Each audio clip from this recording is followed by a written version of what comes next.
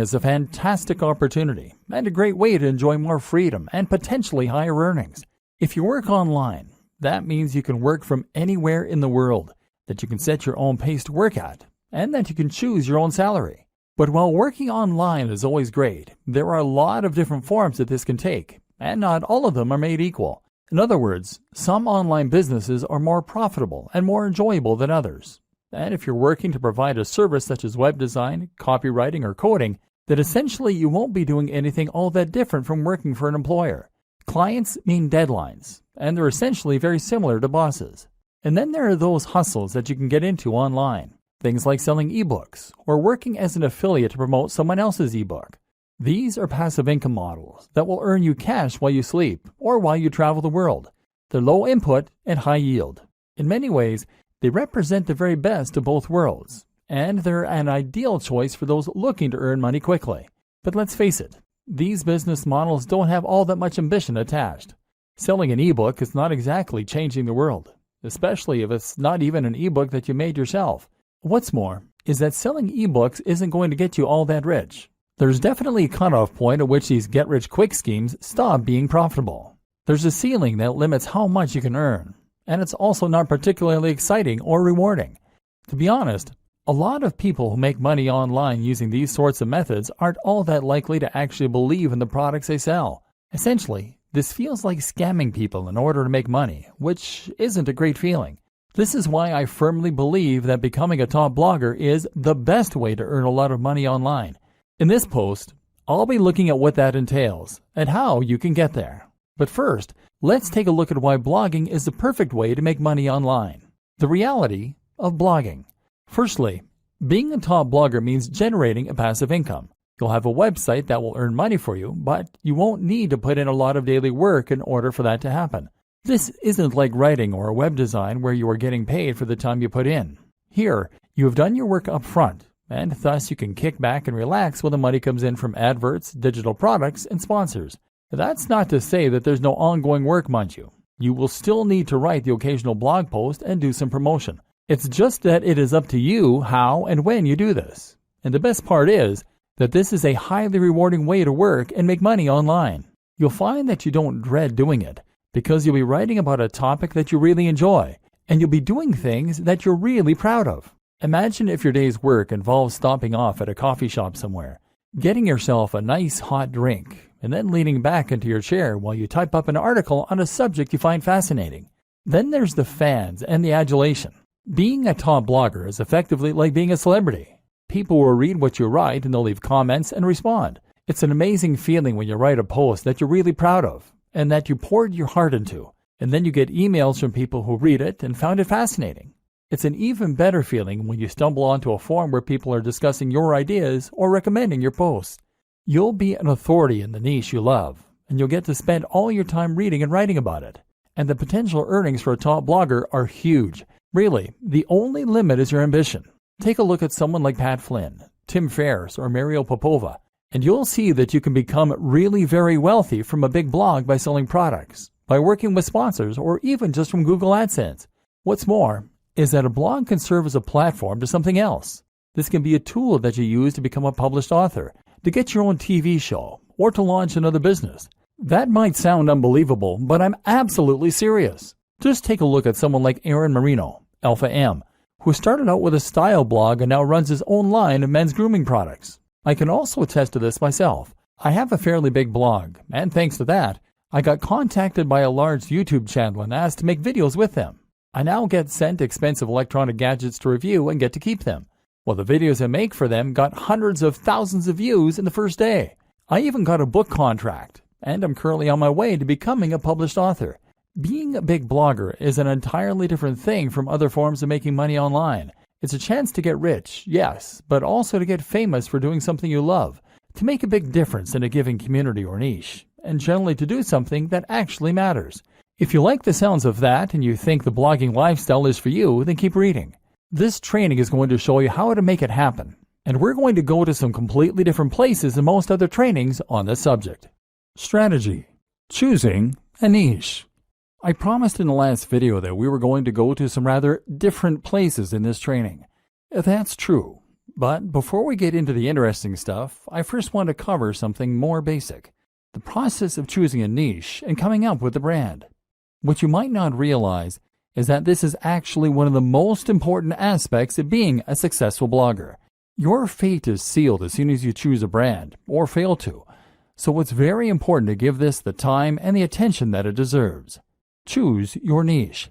First, you're going to choose your niche. Entire trainings have been created on how to do this, but I'm going to simplify the matter for you incredibly by saying this. The niche you pick should be the subject that you are most passionate about. That is all there is to it. You might protest at this point and tell me that there's no money in knitting or Marvel Comics or Feng Shui. Whatever you're into, you've probably been taught that the big money is in health and fitness, or it is in finance. Get that idea out of your head and focus on writing what you know and love. This is so important because this is something you are going to be spending hours on every single day of your life for years to come. If you want to become a top blogger, remember we're not talking small hustles here, then you need to put in the time and you need to know the subject matter like the back of your hand. You're going to have to write this content yourself too, which is just one more reason that it needs to be something that you understand and that you love. What a lot of people do is to pick a niche that they are only somewhat interested in that they think can make them money. Then they hire a writer to fill it with content and they wait for their site to grow. This never works. It might make you some money, but you will not become a top blogger. Why? Because this strategy isn't going to bring anything new to the table and won't have your personality. Let's say you're writing about fitness. In order to be a top blog, you need to be contributing either the most comprehensive and accurate information out there so that you are a top resource, or you need to be contributing new ideas that no one else has come up with. You need to give your unique take on that matter and provide interesting insights and ways of looking at things that other people won't have considered. You need to do this in your own voice, in a way that lets people know what you're about, and that makes people want to keep on coming back to your site. If you hire a writer, then even the best writer in the world is going to give you content that is generic. They won't use their own personal voice because they're ghostwriting, and they won't contribute completely new information. That's because they're writers, not experts in that niche. And even if they were experts in that niche, they wouldn't want to give ideas that were too new, too controversial, or too unique, because they'll assume that you want to sound like you. In other words, they can't put words in your mouth. Only by writing it yourself can you bring something new to the table. And you can only do that if it's a topic you really know and understand. And this is before we mention the fact that you have to love the subject enough to spend all that time on it without getting tired of it and moving on. How to hone in on a smaller niche. But what do you do if the niche that you know is not one you can realistically succeed in? What if it is either too big or too small? A niche that is too big might be something like bodybuilding. This is a massive niche, and it's an industry that has huge amounts of cash poured into it all the time. If you want to create a blog on bodybuilding, then you're going to be going up against some huge established brands.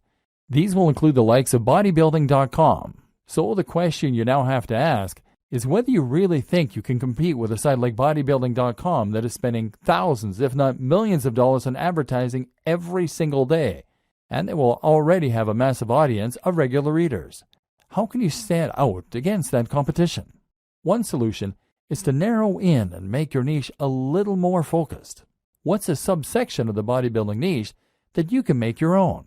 I've seen entire blogs on how to work your calves before, aimed at people who aren't happy with the size of their calves.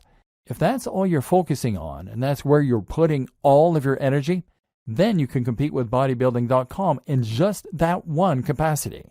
But a better example might be to focus on a specific demographic. That can mean fitness for the overweight, for the elderly, for women, for students, for moms, or for entrepreneurs. One of my favorite examples of a successful blog is Nerd Fitness. Nerd Fitness is a blog about fitness that is aimed at nerds. This carves out its own very specific section of a larger niche and allows it to compete with much bigger names. You can also make a niche bigger by combining it with other topics and other ideas. Nerd Fitness does this in a way because the concept allows the blogger to write about other topics too, in particular nerd culture. Then there are examples like The Art of Manliness. This is a blog that covers everything that the author considers to be manly, from health and fitness, to style, to how to smoke a cigar. It's a very broad concept, but also one that is entirely unique in its own way. This is something you can do if your niche is too narrow. If the thing you really want to write about is Sonic the Hedgehog, then that probably is too narrow a niche to make money from on its own. So why not branch out a little bit by including other video games you like? Geekdom 101 is a YouTube personality who started out vlogging about Dragon Ball Z, but has expanded to include other films, TV, and games, and has that way built a far more monetizable brand. Likewise, if your passion is bonsai and you want to make that subject a little larger, then how about including some other things you're interested in that are related? Perhaps Japanese culture, horticulture, art, philosophy, painting. In this way, you are now starting to create a brand out of your niche, creating a very distinct topic and tone that helps you to carve out your own audience while writing about the things that really interest you. Route to market. The other thing you need to think about when you start coming up with the idea for your blog is your route to market. That means thinking about the ways in which you're going to market your blog. At first, your blog is not going to be highly monetized. You might be able to sell a product, but you'll need to build a big audience before you'll start shifting units.